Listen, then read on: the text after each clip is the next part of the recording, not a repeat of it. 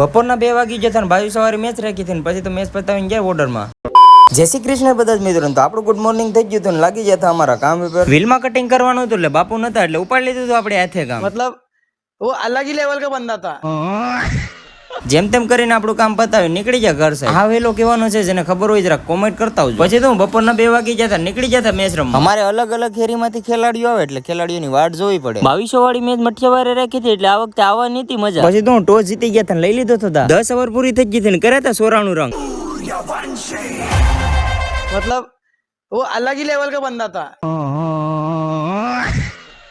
Finally એ લોકોને 10 ઓવરમાં 85 run થઈ હતા ને મેચ અમે જીતી ગયા. જે લોકોને અમારે અરે મેચ રાખ્યું હોય જરાક મેસેજ કરી દેજો. ફાઇનલ રાત થઈ ગઈ ને ડીઝલ પડાવી નીકળી ગયા હતા ઓર્ડરમાં. આજે અમારે ફૂલ એક હતું એટલે આજે થવાનું હતું અમારે મોડું. ઉગી ગયા લોકેશન ઉપર કરી લીધા માતાજીના દર્શન.